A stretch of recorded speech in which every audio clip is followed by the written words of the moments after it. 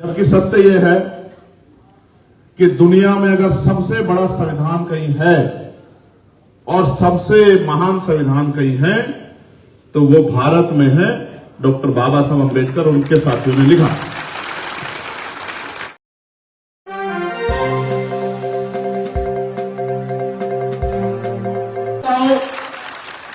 कि जब रेस की लाइन एक होगी और फिर आप कंपटीशन करा लो, फिर आपको पता रहेगा कि कौन बुद्धिजीवी है, कौन प्रबुद्ध है, किसमें कितनी क्षमता है।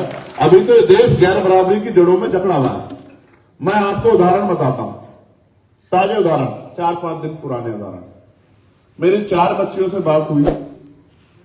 एक रैगर समाज से थी, एक वाल्मीकि समाज से थी, 2 जाटो समाज से, राजस्थान में। हाई स्कूल या 10th का उनका रिजल्ट आया भाई, नंबर 99.83, 99.53, 95.67, 93.64। और मैंने उनके घर के हालात देखे। एक बच्ची के फादर सरकारी नौकरी में, बाकी 3 हाशिए पे हैं। एक के फादर प्राइवेट जॉब करते हैं, एक बच्ची उसके फादर छोटा मोटा वहां काम करते हैं, और एक बच्ची जब किसकी कल मुझसे बात हुई, उसके फादर नहीं है। मैंने उससे पूछा कि बिटिया पापा क्या करते हैं, तो वो रोने लगी। तो मुझे लगा कि कुछ हुआ है। तो मुझे पीछे से किसने कहा कि इसके पापा नहीं। तो मैंने पूछा मां क्या करती है। और फिर भावुक हुई, मुझे एक अंदर भय हुआ कि भाई क्या पता मां है या नहीं है। तो पता लगा कि मां जो है वो सफाई कर्मचारी का काम करती है। अब आप ये महसूस करके देखो, मैं उसी घर को दर्पण बनाता हूं जिसकी मां सफाई कर्मचारी का काम करती है और सुबह मैला उठाने के लिए लग जाती है और वो मुझे पानी देना, शाम के समय लौटती है। उस परिवार की शिक्षा दीक्षा की जिम्मेदारी कैसी होगी? जिसके फादर ना हो उसकी क्या हालत हो गया, सोचो। मुझे उस बेटी पे इतना गर्व हुआ और मैंने उसको कहा कि मैं जल्दी तुझे दिल्ली बुलाऊंगा और मुझे जो करना है मैं वो करूंगा उन बच्चों के लिए। मेरे दिल में अच्छा। प्यारे साथियों, ये उदाहरण है कि इतने अभाव में रहते भी वो चैलेंज कर रहे हैं उनको जो कहते हैं कि हम प्रबुद्ध हैं। 99.83% का नंबर मतलब समझते हैं हम? मुझे लगता है शायद कोई एक शब्द उससे गलत लिखा गया होगा। बस आप एहसास करके देखो। और मैंने तो उसको ये भी कहा कि बेटा जितना तुम्हारा दोनों बार में जुड़ गया, हमारा जितना तुम्हारा एक बार में, हम तो 2 बार में भी नहीं आए। आप महसूस करके देखो, रेस की लाइन एक नहीं है, बराबर सुविधा सम्मान नहीं है। अगर बराबर सुविधा सम्मान होता तो मैं गारंटी दे कहता हूं कि 100 में से 100% नंबर लाने का काम वो चारों बच्चियां करती, अगर बराबर सुविधा सम्मान हो। तो प्यारे साथियों, इसलिए हमने प्रबुद्ध जन सम्मेलन बुलाए कि समाज का जो तैयार तबका है, बुद्धिजीवी तबका है, जो जिसको पेट जिसका भरा हुआ है, जो देश को देख रहा है, प्रदेश को देख रहा है, वो उसको हम ये आग्रह कर रहे हैं कि भाई अब आप आ जाओ और इस तैयार हुए लोगों को दिशा दिखाने में हमारी मदद कराओ। आप महसूस करके देखो, इनकी हिम्मत देखो और सराहो मेरे साथ इनकी हिम्मत को। मोटरसाइकिल में तेल अपना गिराते हैं, ना धूप देखते हैं, ना छांव देखते हैं, ना दिन देखते हैं, ना रात देखते हैं, ना कोई तनख्वाह मिलती है, ना कोई भविष्य की कोई योजना है। एक ही बात इनके मन में संकल्प है कि हमें बाबा साहब अम्बेडकर के, मान्यवर काशीराम साहब के और अपने महापुरुषों के कारवां को आगे बढ़ाना है। हमें शक्ति हासिल करनी है और शक्ति से जो है हमें एक ऐसा समता मूलक समाज बनाना है जिस समाज की कल्पना हमारे महापुरुष करते थे। अभी मैं वर्मा जी को सुन रहा था, बड़ी शानदार बात कही उन्होंने फ्रांस की क्रांति का जिक्र किया, उन्होंने अमेरिकन क्रांति का जिक्र किया, उन्होंने सामाजिक मूल्यों का जिक्र किया। आप ये सोचो, जिस चीजों के लिए दुनिया में संघर्ष हुए हैं और हजारों लोग कुर्बान हुए हैं, वो हमें बाबा साहब अम्बेडकर उनके साथियों ने ज्ञान के दम पर जो है वो संविधान में सर्जित करके दी। अब वो हमारे सामने धीरे धीरे जा रहे हैं। अब क्योंकि हमें हमारा योगदान नहीं है उनको लाने में, हम तो स्वाभिमान को सबसे ऊपर समझते हैं। बाबा साहब अम्बेडकर ने कहा था कि आदमी भूखा रह सकता है लेकिन अपमानित होकर नहीं रह सकता।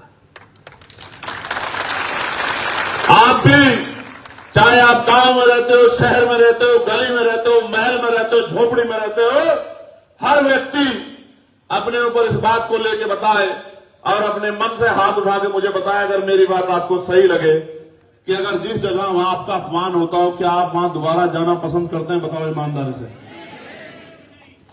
करते हो या नहीं करते हो? बताओ, नहीं करते हो तो आप महसूस करके देखो। आप सारे राजनीतिक दलों का चरित्र देखो। वो अपमान ये तो नहीं होता कि किसी को गाली दे दी तो घर से निकाल दिया। जब आपके हक अधिकारों को लूटा जाता है तो ये भी तो अपमान है। बाबा साहब का अपमान सिर्फ ये थोड़ा ही है कि भाई स्टैचू तोड़ दे या बाबा साहब के खिलाफ दो गलत शब्द लिख दे या बाबा साहब की तस्वीर को मॉडिफाई करके गलत तरीके से वो कर दे। ये थोड़ा बाबा साहब का अपमान है। जब बाबा साहब के विचारों की हत्या होती है, बाबा साहब के संविधान की हत्या होती है, बाबा साहब के सपनों की हत्या होती है, बाबा साहब के मूल्यों की हत्या होती है, तो ये भी बाबा साहब का अपमान है या नहीं है? लेकिन इस अपमान को हम समझ नहीं पा रहे। देखिए, देश में राजतंत्र था और राजतंत्र में राज बदलने के लिए युद्ध होते थे, संधियां होती थी। घोड़ों पे, ऊंटों पे, हाथियों पे सेना आती थी, पैदल सेना आती थी, तलवारें चलती थी, भाले चलते थे, बंदूकें चलती थी, तोपें चलती थी और हजारों हजारों सैनिक शहीद हो जाते थे, तब राज बदलता था। अब बाबा साहब अम्बेडकर ने इस देश को क्या दिया? आलोचना करना उनकी आसान, उनके ऊपर सवाल उठाना आसान है, लेकिन दिया क्या है इस बात पे गौर करो। दिया यह है कि राज बदलने के लिए ना आपको तलवार खरीदनी, ना बंदूक खरीदनी, ना तोप खरीदनी, ना आपको हाथी लाना, ना घोड़ा लाना, ना बैल बकरी लाना, ना आपको युद्ध की कला सीखनी, ना आपको युद्ध करना। सिर्फ भाईचारा बनाकर और वोट की ताकत का एहसास आपको लोगों को कराना है और उस वोट की ताकत से सिर्फ पहले ठप्पा लगता था और अब ईवीएम का बटन दबा के राज बदल जाता है। देखो कितना आसान कर दिया सबको। और ये भी नहीं कि मशीन आपको लानी हो, व्यवस्था आपको करनी हो, आपको जाके पर्ची भी सरकार ऐसी व्यवस्था बनाई है, आपके घर में लाके आपको हाथ में देती है और उस पर्ची को लेके जाके बस आपको वोट डालना है। इतना आसान कर दिया। अब मैं बहुजन समाज के आजादी के 70-75 साल के अनुभव पे और उनके आचरण पे, उनके व्यवहार पे नजर डालता हूं तो मुझे दिखता है कि वो 8 घंटे मजदूरी तो कर सकता है पेट पालने के लिए, वो तमाम तरह के संघर्ष तो कर सकता है, लेकिन वो 2 घंटे भाईचारा बना के समाज को जागरूक करके वोट के आधार पे अपनी जिंदगी बदलने के लिए बहुत कुछ नहीं कर सकता। ये भी जो एक मानसिक गुलामी। मैंने बचपन में कहानी पढ़ी थी, सुनाऊं आपको? सुनाऊं? कहानी ये है कि महावत समझते कौन होता? जो हाथी को चलाता है। महावत जो हाथी का छोटा बच्चा होता है उसके पैर में वो जंजीर डालता है, मोटी सी जंजीर। अब उस जंजीर को तोड़ने के लिए वो हाथी का छोटा सा बच्चा बहुत जोर लगाता है, पैर को पटकता है, सर को पटकता है, खूब जोर लगाता है, अंत तक वो जंजीर को तोड़ नहीं पाता। कुछ दिन ऐसा करने के बाद उसके मन में एक बात बैठ जाती है कि इस जंजीर को तोड़ना मेरे बस की बात नहीं। और जब वो हाथी बड़ा हो जाता है, बलशाली हो जाता है, ऐसी 10 जंजीरों को एक बार में तोड़ दे, तब महावत कभी उसको जंजीर नहीं मानता, एक पतली सी रस्सी उसके पैर में बांध देता है। गांव में आपने देखा होगा, जिन बैलों से हम लोग खेत जोता करते थे, उन बैलों को बहुत पतली सी रस्सी से बांध देते थे वो बैल चाहे तो रस्सी को कई बार तोड़ा सकते हैं, लेकिन मन में ये बात बैठ जाती है, मस्तिष्क में ये बात बैठ जाती है कि कभी हम इस रस्सी को तोड़ा नहीं सकते। इस गुलामी की बेड़िया जब गहरी हो जाती है, उसका असर ये होता है कि कभी वो हाथी या वो बैल उस रस्सी को तोड़ाने का प्रयास करता ही नहीं। जैसे रस्सी बंधी, उसको एहसास हो जाता है कि ये तेरे बस की बात नहीं।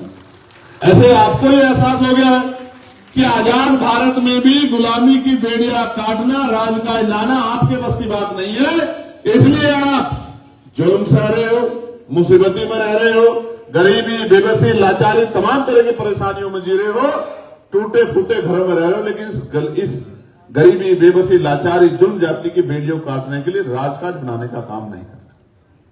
तो मैं जिनको नेता मानता हूं, मान्यवर साहब काशीराम, मैं उनसे ये भी सीखता हूं कि तमन्ना अगर सच्ची हो तो रास्ते हजार होते हैं, और तमन्ना अगर झूठी हो तो बहाने हजार होते हैं। प्यारे साथियों, हम सच्ची तमन्ना के साथ समाज में निकले। उन्होंने ये भी कहा कि मुर्दा लोग मिशन नहीं चलाते और जिंदा लोग मिशन को रुकने नहीं देते। मिशन किसी व्यक्ति का मोहताज नहीं है, मिशन विचारों के आधार पर चलता है, विचारधारा के आधार पर चलता है। और आपको गर्व होना चाहिए कि जिस विचारधारा को माननीय काशीराम साहब को मानने वाले लोगों ने, उनके लेफ्टिनेंटों ने भी छोड़ के बहुजन से सर्जन कर दिया था, उन्हीं माननीय काशीराम साहब के संघर्ष को जिंदा रखने का काम भीम आर्मी आजाद समाज पार्टी ने किया है। और जिन्होंने नारा दिया है कि 15 छोड़ 85 जोड़, जो बहुजन की बात करेगा वही देश पर राज करेगा, अपने महापुरुषों के नारों को जिंदा करने का काम किया है। अगर हम चाहते, अगर एमपी एमएलए बनना, मंत्री बनना सपना होता तो हमारी पार्टी में प्रथम जो है श्रेणी में जो लोग बैठे हैं वो किसी पार्टी का मेंबर बन के विचारधारा से समझौता करके एमपी एमएलए बन जाते। लेकिन एमपी एमएलए बनना लक्ष्य नहीं था, अपने पूर्वजों के अधूरे सपने को पूरा करना और महापुरुषों के उस विचार को, मानवतावादी विचार को जिंदा रखना हमारे कर्तव्य है। बेटे होने के नाते, उस परिवार के का वंश होने के नाते हमारी जिम्मेदारी है कि हम अपने महापुरुषों के अधूरे कार्यों को पूरा करें। इसलिए हमने दल बनाया, और दल हमने किससे प्रेरणा लेके बनाया? दल हमने माननीय साहब काशीराम साहब से प्रेरणा लेके बनाया। क्यों?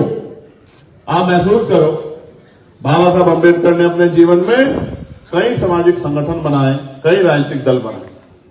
उनका पहला सामाजिक संगठन जो उन्होंने शेड्यूल कास्ट फेडरेशन बनाई। 1949 में यहां एक सम्मेलन में जो कमजोर वर्गों के, ऑपरेशन कम्युनिटी के लोगों ने रखा था, उस सम्मेलन में जब वो यहां लखनऊ में भाषण देने आए तो उन्होंने पिछड़े और दलित समाज के लोगों को चेताते हुए कहा कि मैं आपसे ये नहीं कहता कि आप रोटी बेटी का रिश्ता करो, मैं आपसे ये नहीं कहता कि आप एक थाली में भोजन खाओ, लेकिन आपकी समस्या एक जैसी है। उन समस्याओं से लड़ने के लिए आपको एकजुट होकर राजनीति करनी चाहिए। ये संदेश मैं आपको देना चाहता हूं, क्योंकि लोकतंत्र 51% सहमति का विचार है। अगर 49% विषयों पे आपकी सहमति नहीं होती और 51% विषयों पे आपकी सहमति है तो आप मिलकर राजनीति कर सकते हैं। इसलिए ये भाषण बाबा साहब अम्बेडकर ने लखनऊ में दिया था कि जिस दिन आप मिलकर राजनीति करोगे तो ये जो लोग आज कुर्सियों पर बैठे हैं, आपके जूतों के फीते बांधने में भी अपने आप को गौरवान्वित महसूस करेंगे अगर आप मिलकर राजनीति करने लगे। उस दिन, जिस दिन पॉलिटिकल पावर आपके हाथ में होगी, उसी दिन आप प्रदेश और देश के में अपने एजेंडे को, अपनी पॉलिसी को लागू करा सकते हैं। अब आप महसूस करो कि बाबा साहब जिस बात को कहते हैं पॉलिटिकल पावर, वो है क्या? लोकतंत्र तो है। लोकतंत्र में राजतंत्र का पहरा भी है। कैसे? कि पैसे वाला व्यक्ति विधायक बन सकता है, पैसे वाला व्यक्ति सांसद बन सकता है, पैसे वाला ही प्रधान बन सकता है, पैसे वाला जिला पंचायत का सदस्य बन सकता है, पैसे वाला ही प्रमुख बन सकता है, जिला पंचायत का अध्यक्ष बन सकता है, चेयरमैन बन सकता है। सारे काम पैसे से होंगे। प्रचार से लेकर हर चीज में पैसा देना पड़ेगा, तभी बात आगे बढ़ेगी। तो लोकतंत्र पर राजतंत्र का, धनतंत्र का पहरा तो है कि पैसे का अधीन भारत में लोकतंत्र है, लेकिन अगर तरीके तैयार किए जाएं तो काम करने वाले लोगों को भी मौका मिल सकता है। उसका उदाहरण मैं आपके सामने खड़ा हूं। मैं आपके सामने खड़ा उसका उदाहरण आप देखो। जहां 2024 के लोकसभा चुनाव में देश दो दलों में बटा हुआ था, क्या तो इस अलायंस को वोट करेंगे या इस अलायंस को वोट करेंगे। हमने 2 सीटों पे चुनाव लड़ा, एक नगीना में जहां पार्टी के लोगों ने अपनी जेब से पैसा इकट्ठा करके, चंदा इकट्ठा करके 1-1 रुपया जुटा के, और मैंने भी गांव-गांव जाके माननीय काशीराम साहब के उस नारे को कि एक वोट और एक नोट के नारे को मैंने आगे बढ़ाने का काम किया। तो उसी समाज ने, जिस समाज ने माननीय काशीराम साहब को ताकत देने का काम करता, उसी हक वंचित बहुजन समाज के लोगों ने मुझे वोट देकर, मुझे नोट देकर मुझे चुनाव लड़ाने का काम किया। और सिर्फ चुनाव लड़ाने का काम नहीं किया, ये जून का महीना बहुत महत्वपूर्ण है मेरे लिए। 1 जून अर्जक संघ की स्थापना, 4 जून लोकसभा 2024 का रिजल्ट जो भी आने वाली है, 8 जून मैं गिरफ्तार होकर 2017 में जेल गया, 16 महीने जेल में रहा, एनएसए काटी। 29 जून समाज के हक अधिकार की लड़ाई लड़ते हुए मनवादियों की आंखों में इतना खल गया कि 4 गोली चला के मेरी हत्या करने का प्रयास किया। ये जून मेरे लिए बहुत महत्वपूर्ण महीना। तो मैं आपसे ये कह रहा था कि इसी कमजोर हक वंचित समाज ने मुझे लोकसभा का सांसद बनाने के लिए एड़ी चोटी का जोड़ लगाया। कब? जब उन्होंने अपने मन में संकल्प किया कि अब हमारी बात को उठाने वाला कोई नहीं है, हमें अपना नेता तैयार करना है, हमें अपनी आवाज तैयार करनी है, लोकसभा में हमारी बात रखने वाला कोई होना चाहिए। तो उन्होंने वोट देके मुझे जिताने का काम किया। दूसरी सीट पे जहां हम लड़े, सिद्धार्थनगर में डुमरियागंज लोकसभा पे, वहां इन बड़े दलों के बाद तीसरी बड़ी पार्टी आजाद समाज पार्टी बनी और 80,000 से ज्यादा मत जो है वहां आजाद समाज पार्टी को मिलने का काम। तो जिस लोकतंत्र को महापुरुषों ने स्थापित किया, पॉलिटिकल पावर बनाने की बात की, जिसपे धनतंत्र का पहरा हो गया, उसी धनतंत्र को चैलेंज करके गरीबों ने इस असली लोकतंत्र को स्थापित करने का काम नगीना से किया। तो मैं यहां से आप सबसे भी कहूंगा कि एक बार दोनों हाथ उठा के नगीना के साथियों का धन्यवाद करो। कहो धन्यवाद नगीना, और नगीना के साथियों का भी धन्यवाद। प्यारे साथियों, आप पॉलिटिकल पावर को समझो। इस देश में और प्रदेशों में राज्य सरकारें और केंद्र की सरकारें वो प्रदेश का नेतृत्व करती हैं और देश का नेतृत्व करती हैं। और वो करती क्या है? देखो, बिजली के दाम, पानी के दाम, गैस के दाम, पेट्रोल के दाम, डीजल के दाम, फीस सब सरकार तय करती है। आगे बढ़ो, स्कूल कहां बनेंगे, कॉलेज कहां बनेंगे, यूनिवर्सिटी कहां बनेगी, मेडिकल कॉलेज कहां बनेंगे,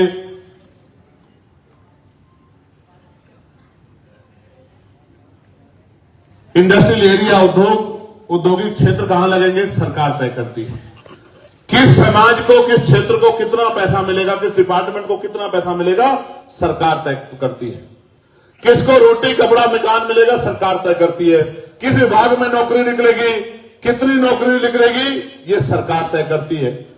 आरक्षण के फॉर्मूले पूर्ण रूप से लागू होंगे नहीं होंगे, ये सरकार तय करती है। 69,000 शिक्षक भर्ती के बच्चे हमारे बैठे हैं, वो जानते हैं 20,000 पदों पे इसी सरकार ने डाका डाल लिया था, और यहां के नेताओं ने मुंह पे टेप लगा के उन बच्चों को पिटने के लिए यहां लखनऊ में छोड़ दिया था। उन बहनों पे पड़ती लाठी देख के मैं घर नहीं बैठ पाया, मैं अपनी आंखों को भी नहीं रोक पाया। मैं यहीं लखनऊ आया और 5 दिन तक लगातार उनके धरने में बैठा रहा। उसके बाद एक बड़ी सभा बुलाकर इस आंदोलन को परवान चढ़ाने का काम किया। सरकार ने झुक के 6,800 नियुक्ति देने का काम किया और बाद में अपने लोग कोर्ट में भेज के उन नियुक्ति को रुकवाने का काम किया। यहां कितने षड्यंत्र होते हैं, किस किस पटल में षड्यंत्र होते हैं, मेरे भोले वाले लोग आप लोग नहीं समझ पाओगे। जैसे जैसे हमारी ताकत बढ़ेगी, तमाम तरह के आरोप, तमाम तरह की बातें, तमाम तरह के झूठ, तमाम तरह के गुमराह करने के एजेंडे आपके बीच में लागू किए जाएंगे। तमाम रोने पीटने की बात की जाएगी, तमाम सपने आपको दिखाने का, आपको गुमराह करने का प्रयास किया जाएगा। मगर मेरी एक बात को मान लेना, जो बात आपसे कहना, मेरे याद है मैं लखनऊ आया था, अमन की जान गई थी। पुलिस के कर्मचारियों ने पीट पीट के उसको मार दिया। मेरे याद है लखनऊ में घर टूट रहे थे और हमारा नौजवान नेता अनिकेत सीना तान के उस बुलडोजर के सामने खड़ा था। मेरे आज भी याद, मैं नहीं भूला, मेरे याद है। और वो ये कह रहा था कि एक दिन हमारे भाई को उत्तर प्रदेश की कुर्सी पे आ जाने दो, हम आपको बताएंगे कि हिसाब किताब कैसे होता है। ये बात वो कह रहा था, मेरे याद है। हालांकि मैंने उसको फोन पे कहा कि पुलिस तो सरकार की होती है भाई, इनसे क्या लड़ना, बेचारों से, अधिकारियों से क्या लड़ना। ये तो सरकार के अधीन होते हैं, सरकार के कर्मचारी होते हैं। जैसा सरकार इनको कहती है ये बेचारे वैसा करते हैं। ये किसी गरीब के खिलाफ नहीं है, ये तो व्यवस्था में बंधे हुए हैं। तो इनसे नाराजगी मत करो। तब उन्होंने मेरी बात को समझा। यही लखनऊ आपको याद होगा कि एक वो बेचारे काम तो चाय बेचने का करते हैं, दुकानें उनकी हमारी में से चलती है, और वो यहां लखनऊ में खड़े होकर कह रहे हैं कि मनुस्मृति अच्छी है और संविधान बेकार है। तो जैसे ये फौज वहां गई और उनसे कहा कि बताइए क्या अच्छा है, तो कहा संविधान अच्छा है, और माफी मांगने का काम किया। ये लखनऊ आपको याद होगा। हालांकि मैं चाहता हूं कि लोग माफी ना मांगे, लेकिन लोग दिल से संविधान को माने। देखो, संविधान से दिक्कत किसको है? जो गैर बराबरी को मानता हो, किसी जाति धर्म का, जो छुआछूत को मानता है, जो ऊंच नीच को मानता है, जो गरीबों के तन पे अच्छे कपड़े नहीं देखना चाहता, जो आज भी चाहता है कि वो गरीबों के बच्चों को नोच ले और मनुस्मृति के हिसाब से उस पर कोई कार्रवाई ना हो, वो अपने घर में आराम से पढ़ के सोए। वो लोग चाहते हैं कि ये संविधान, वो लोग ये कहते हैं कि संविधान बुरा है, जबकि सत्य ये है कि दुनिया में अगर सबसे बड़ा संविधान कहीं है और सबसे महान संविधान कहीं है तो वो भारत में है। डॉक्टर बाबा साहब अम्बेडकर और उनके साथियों ने लिखा। वो लोग चाहते हैं मैं किसी की जमीन छीन लो, मुझसे किसी ने आग उठा के देख ली, मैं उसकी खाल उतार लूं तो मेरे ऊपर कोई कार्रवाई ना हो। आपने देखा किस तरह पिछले 2 महीने में अपराध की बाढ़ आई है, बारातें रुक रही। बारातें तो जिंदा लोगों की हैं, लेकिन मरने वालों की अर्थियां रुक रही। आज भी इतना भेदभाव है। इसका जीता जागता उदाहरण सुनो। ग्वालियर में chief justice of Madhya Pradesh ने ऑर्डर किया था कि ग्वालियर में हाई कोर्ट में बाबा साहब अम्बेडकर की प्रतिमा लगनी चाहिए, और कहते हैं, सारे लोग कहते हैं कि न्यायपालिका की नहीं मानते हो, न्यायपालिका की नहीं सुनते हो, हम न्यायपालिका की मानते हैं। उन्हीं लोगों ने chief justice of Madhya Pradesh के ऑर्डर को ना मानते हुए बाबा साहब अम्बेडकर की प्रतिमा को ग्वालियर के हाईकोर्ट में लगने नहीं दिया। वो ग्वालियर के हाईकोर्ट में बाबा साहब अम्बेडकर, जो पहले कानून मंत्री थे, जो संविधान के रचयिता थे, जिनको सिंबल ऑफ नॉलेज दुनिया में कहा जाता है, जो करोड़ों नारियों के, जो तमाम जाति धर्म की नारियां हैं, जो उनके मुक्तिदाता थे, उनकी स्टैचू नहीं चाहते, वो राजस्थान हाईकोर्ट जैसे मनु महाराज की स्टैचू वहां लगवाना चाहते हैं। ये फर्क है हम लोगों में, उनमें। हम न्यायप्रिय लोग हैं और वो गैर बराबरी को मानने वाले लोग हैं। आप महसूस करो, आज भी इतना जातिवाद, इतना भेदभाव, इतना अन्याय है। मैं आपसे पूछना चाहता हूं, जिस तरह से प्रदेश, उदाहरण है अभी बिजली विभाग, विद्युत विभाग को जिस तरह से निजीकरण की भेंट चढ़ाया जा रहा है, कर्मचारी आंदोलन कर रहे हैं, और कॉन्स्टिट्यूशन ये कहता है कि आप किसी को उसका पक्ष सुने बगैर आप उसको दंडित नहीं कर सकते। सरकारी कर्मचारी को आप यहां ऑर्डर निकाल रहे हैं कि अगर कर्मचारी हमारी बात नहीं सुनेंगे और वो आंदोलन करेंगे तो हम उनको नौकरी से निकालने का काम करेंगे। मैं चैलेंज करके सरकार को कह रहा हूं, एक कर्मचारी के खिलाफ कार्रवाई करके देखना, फिर आजाद समाज पार्टी आपको बताएगी कि संविधान की रक्षा कैसे की जाती है, संविधान पे हमला करने वालों से कैसे मुकाबला किया जाता है। प्यारे साथियों, निजीकरण उदाहरण है कि 1.5 लाख से ज्यादा नौकरियां इस विद्युत विभाग में schedule caste, schedule tribe, backward के लोग करते हैं। और बैकवर्ड में सिर्फ हिंदू बैकवर्ड नहीं है, मुस्लिम बैकवर्ड के लोग भी आरक्षण की वजह से नौकरी करते हैं। एक तरफ निजीकरण के जरिए सरकारी नौकरियों को खत्म किया जा रहा है, दूसरी तरफ आपके प्रतिनिधित्व को पैरों के तले रोंदा जा रहा है। यह भी डॉक्टर बाबा साहब अम्बेडकर का अपमान। आप महसूस करके देखो, आज संविधान की वजह से, आरक्षण की वजह से, क्योंकि मैंने गैर बराबरी का स्तर आपको बता दिया है कि आप जज हो, आप वकील हो, आप आईएएस हो, आप आईपीएस हो, आप पटवारी हो, सेक्रेटरी हो, किसी भी जाति, किसी भी पोस्ट पे हो, आपकी जाति कभी नहीं जाती, छुआछूत भेदभाव आपके साथ नहीं खत्म होता। आप महसूस कीजिए इस व्यवस्था में जहां आज भी इतना भेदभाव है, इस आरक्षण की वजह से पाल, प्रजापति, कश्यप, मौर्य, सैनी, कुशवाहा, राजभर, बिंद, केवट, मल्ला, जाट, गुर्जर, यादव, कुर्मी, तमाम दुनिया, चौहान, तमाम जातियों के लोग इस आरक्षण की वजह से, इस भेदभाव के बाद कुर्सियों पे आए हैं, मुख्य धारा में जुड़े हैं, डॉक्टर, इंजीनियर, आईएएस, आईपीएस, वकील, जज बने हैं। और उसके साथ चमार, वाल्मीकि, पासी, धोबी, कोरी, खटीक, तमाम जितनी जातियां शेड्यूल कास्ट की उत्तर प्रदेश में 66 जातियां, वो सब लोग अगर इस भेदभाव के बाद आगे बढ़ने का अवसर उनको मिला है, नौकरी रोजगार मिला है, तो इस आरक्षण की वजह से मिला। एक तरफ ये 33% आरक्षण महिलाओं को देने का काम जो है, उस बिल को पार्लियामेंट में पास कराने का काम करते हैं।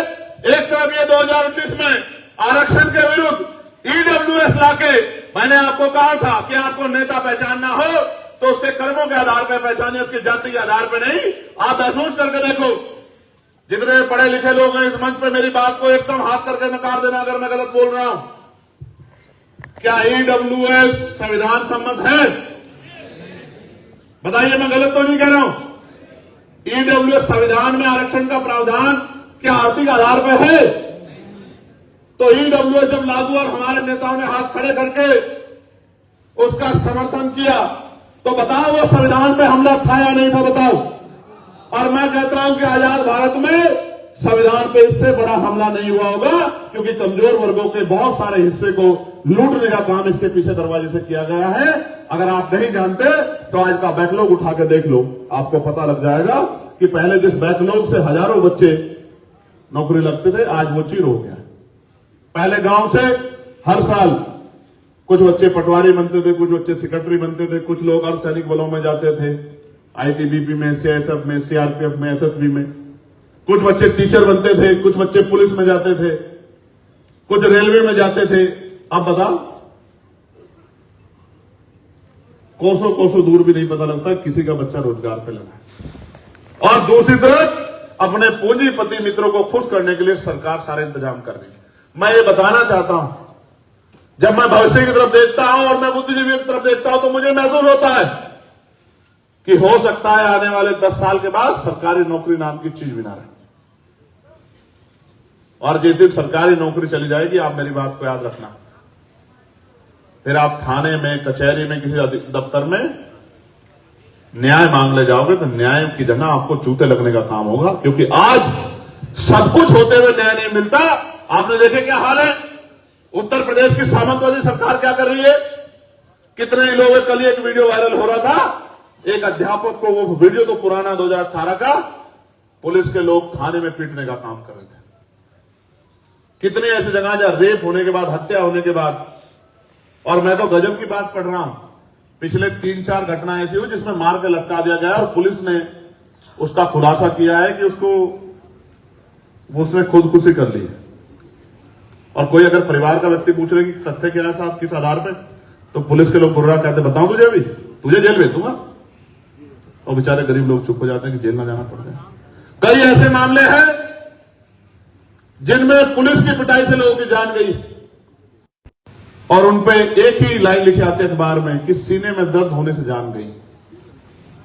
आप समझो, आईपीएस, आप पूर्व आईपीएस साहब यहां बैठे हुए हैं, उनका अनुभव बड़ा है इस मामले में, लेकिन मेरे पास भी अनुभव, हालांकि मैं पुलिस का सबसे बड़ा हिमायती हूं। आपको पता होगा पार्लियामेंट में पुलिस के कर्मचारियों को 8 घंटे की ड्यूटी मिले, उनको सप्ताह में 1 दिन छुट्टी मिले जैसे और कर्मचारियों को मिलती है, उनकी वेतन विसंगतता दूर हो, बॉर्डर स्कीम खत्म की जाए, इसकी मांग अगर किसने उठाने का काम किया तो वो एडवोकेट चंद्रशेखर आजाद ने किया। और सिर्फ काम ही नहीं किया, मैं जिस कमेटी में हूं, हमारे साथी जानते हैं, रिपोर्ट बन रही है, अगले 2-3 साल के अंदर रिफॉर्म होगा और पुलिस के भाइयों की भी जो समस्या है उनको भी हम लोग खत्म कराने का काम करेंगे, ये भी मैं आपको विश्वास दिलाऊं। तो देश में चाहे निजीकरण के खिलाफ लड़ाई हो, समाज को बेचारा आराम से घर बैठा, रास्ता कौन दिखाता है? ये प्रबुद्ध समाज, कि भाई ये है, जैसे 200 पॉइंट रोस्टर को हटा के 13 पॉइंट रोस्टर आया, किसने रास्ता दिखाया? प्रबुद्ध समाज। दुश्मन ने नहीं दिखाया। जैसे इससे स्टेज पे हमला हुआ, किसने रास्ता दिखाया? प्रबुद्ध समाज ने। जैसे निजीकरण के जरिए आरक्षण खत्म किया जा रहा है, कौन चर्चा कर रहा है? प्रबुद्ध समाज। इसी प्रबुद्ध समाज को कह रहा हूं कि 2027 में 15 साल का सूखा हो जाएगा हक वंचित समाज के, वैचारिक समाज के ऊपर। 15 साल का, और 15 साल में तो बड़ी से बड़ी बिल्डिंग है, उसकी मरम्मत ना हो तो वो जर्जर हो जाती है। आप क्यों नहीं उठ के जागते हो यार? क्यों नहीं जागते हो? क्यों नहीं समझते हो कि इस 15 साल में आप 30 साल पीछे चले गए और अगले 5 साल और लगे तो आप 50 साल पीछे चले जाओगे? क्यों नहीं समझते? इसलिए आपको जगाने और इनको समझाने के लिए निकले हैं कि जागे हुए लोग इन संघर्ष करने वाले लोगों को रास्ता दिखाने का काम करते, तो बात आगे बढ़ जाए। प्यारे साथियों, बात मुस्लिम समाज की हो रही थी।